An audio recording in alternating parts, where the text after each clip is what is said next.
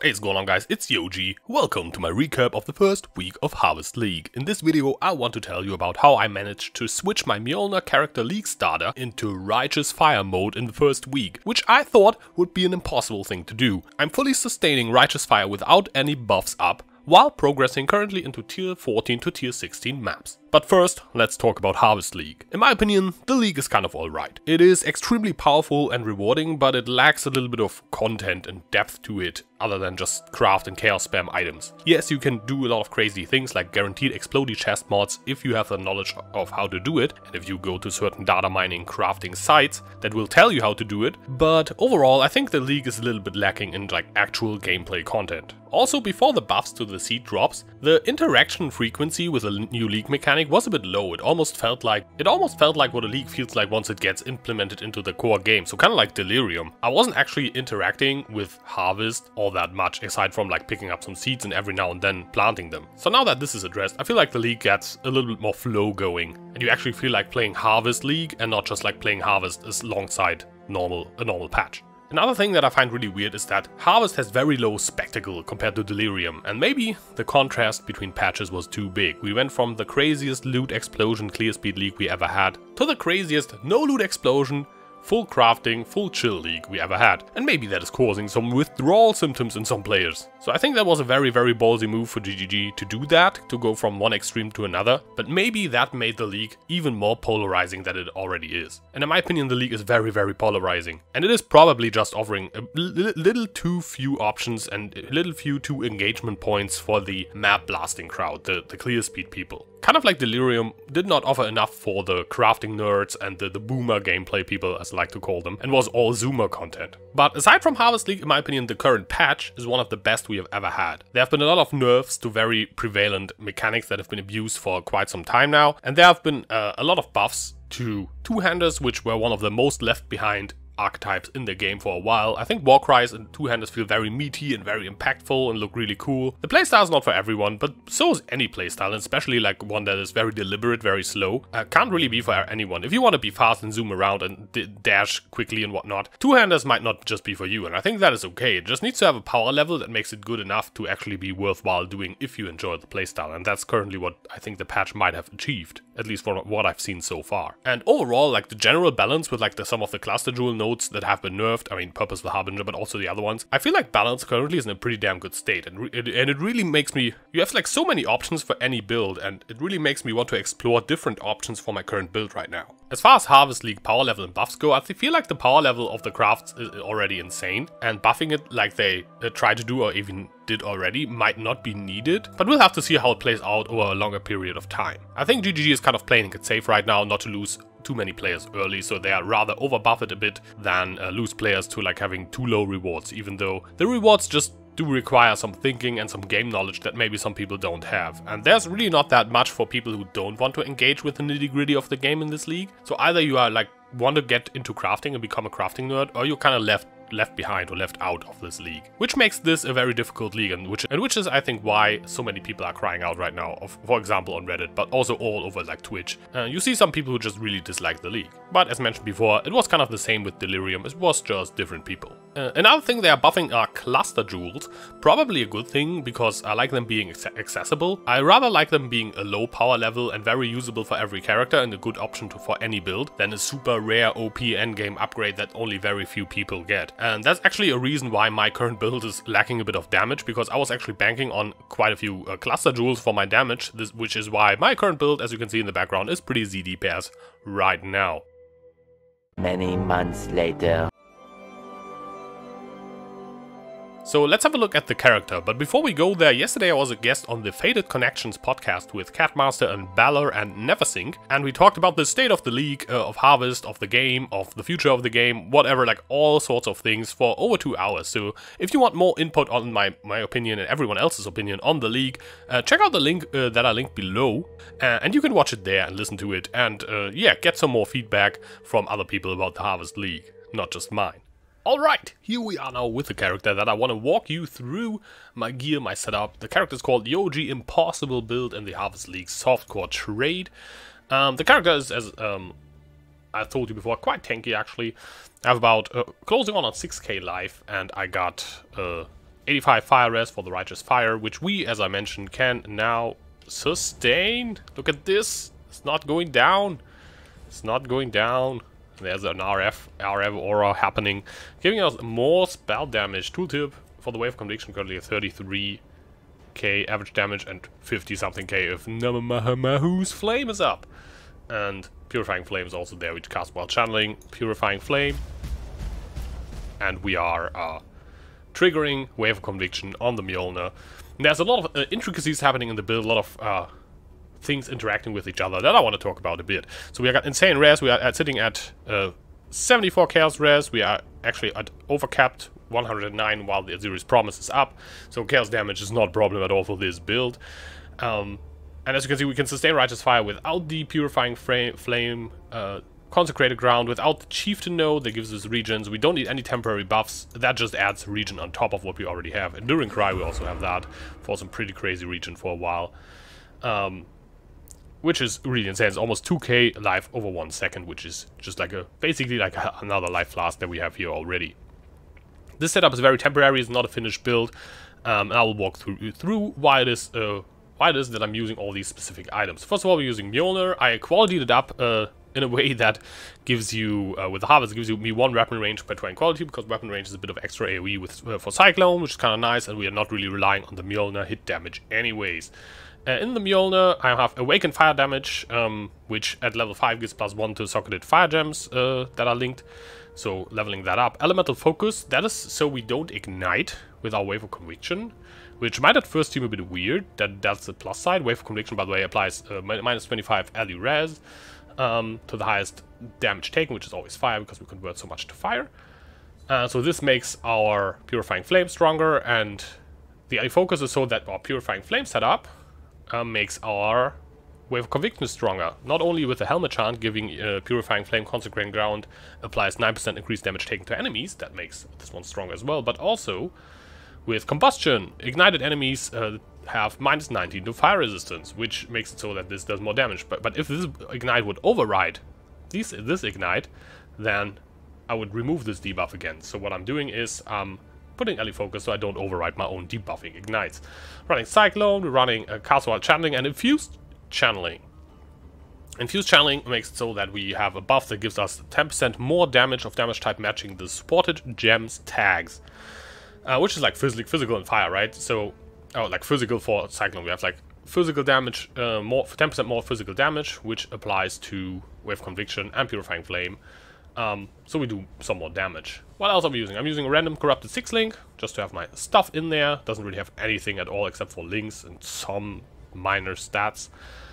This helmet has some accuracy, which is nice, but I just slammed 1 SS on there for life, and then I'm kind of good to go for now. For now, this helmet is enough. Same here, resistance, life, some int, because Mjölner needs 300 int and 400 strength. No dexterity, luckily. Dexterity is needed for Cyclone, though. Let's keep that in mind.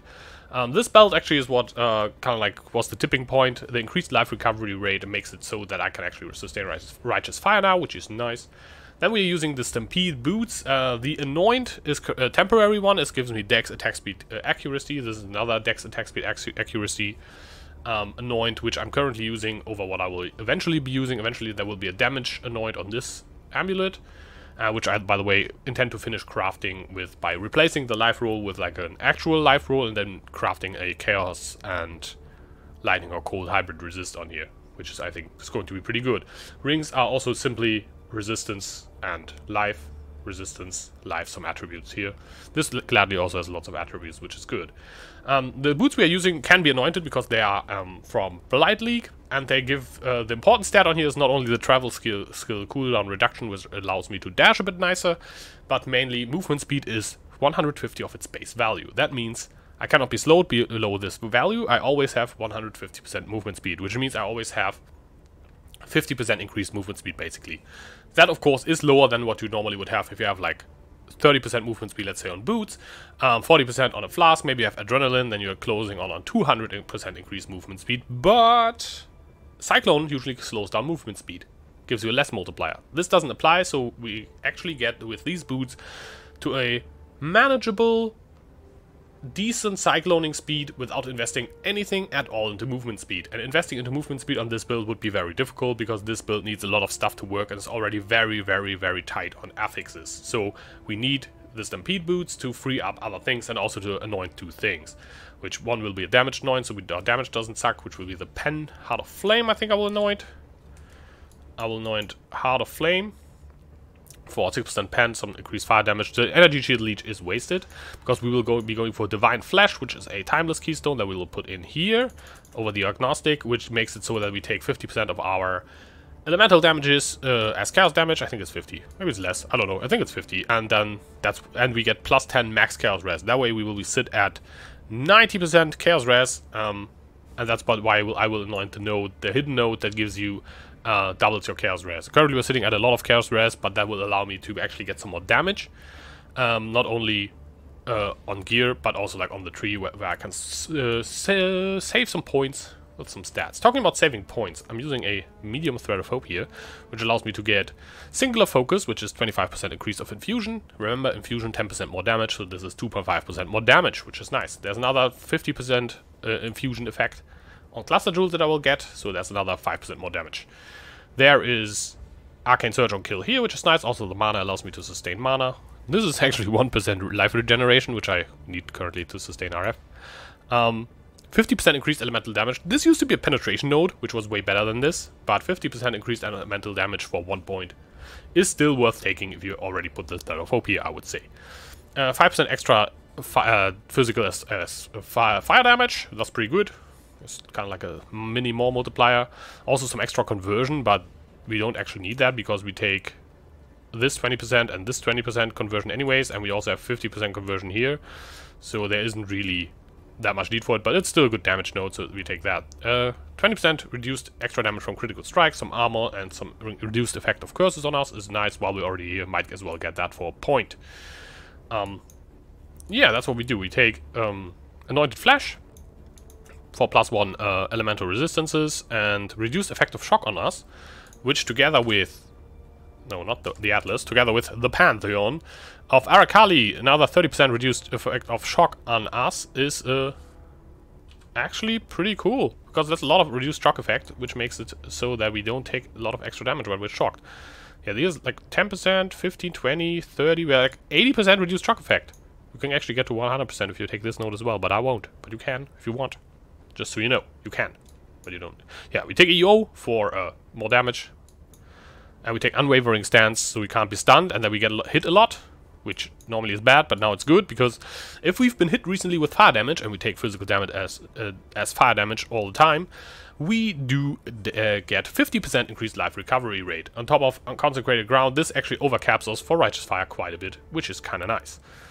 But yeah, if you see like a lot of these like tiny weird nodes that I'm taking that are actually like not quite worth taking, also like the AoE nodes I might cut at some point, or like take this node, helps me kind of like get my attack speed up a bit, but it also is really good for some accuracy. However, I will take all those out once I got my cluster jewels rolled when the buff comes out. Then there is I have Cooked Alive. I actually managed to roll this. Minus 10% fire res to ignited enemies and some ignite chance. It's kind of nice. Here's where we get a lot of our chaos res. And +1 to maximum chaos resistance. Also chance to avoid being poisoned, but with that much chaos res, poison doesn't really do much. For the other Pantheon, this Pantheon, by the way, gives 5% reduced damage taken for damage over time. That really allows me to sustain Righteous Fire even easier. There's also reduced chaos damage taken, which will be really, really good once we go to Divine Flash. It's basically 5% reduced damage taken, also half applied to elemental damage, which is good. Then we have a Watcher's Eye. Watcher's Eye says 10% of physical damage from hits taken as fire damage while affected by Purity of Fire, so another 10%. So we're at 20% with the Chieftain already, and there will be more sources. We get to like over 50% eventually. And 12% attack speed while affected by Precision is nice, because we're running a low-level Precision, and just getting 12% attack speed on top is pretty good. There's not really anything else you would want on this build on the Watcher's Eye. So this is really nice, really good defenses. We are also getting an 8% of physical damage taken as fire damage from our shield, putting us 28. That's our main base physical mitigation currently. There's also a Granite Flask here, which is kind of nice, but this is the main focus. As I said, the +1 fire amulet gives +1 to both our spells, which is really good. Running in a serious promise because we have physical damage and converted elemental damage, so both rolls apply. We're not Avatar of Fire, so this is actually usable. Currently running a Ruby Flask with like freeze removal. Eventually I want a Corrupted Blood Jewel. Maybe I will try to get it on Might of the Meek. Maybe I'm going to try to get it somewhere else. To remove a Bleed Flask, which I'm currently running, and then I will have to re-roll the Life Flask also. There's like lots of stuff that I have to do with my Flask. Maybe run a Wise Oak as well. It could be nice. For like some more fire penetration. But yeah, there's a Might of the Meek here. It makes all the notables do nothing. So like this one does, as you can see, absolutely nothing now. But these all give like 50% more stuff. So it's a little bit of easy cheaty stats. So I get like some more int and whatnot. And also it improves the life regen here. And the life nodes here are now like 7%, as you can see, instead of 5.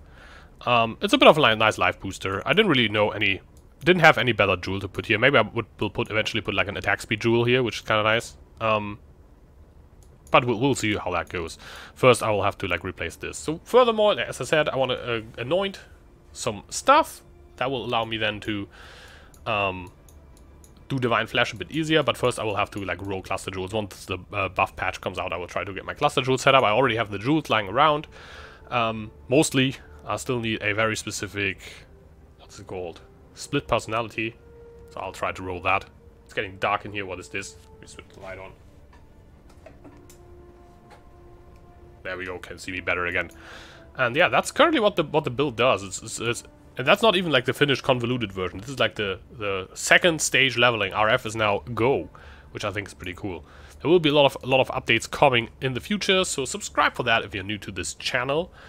And I'll see you guys in the next one. Oh yeah, and as always, thanks to all the Patreon supporters. It's very nice of you that you keep supporting the channel, keep allowing me to do this and justify this to the wife. That's always good.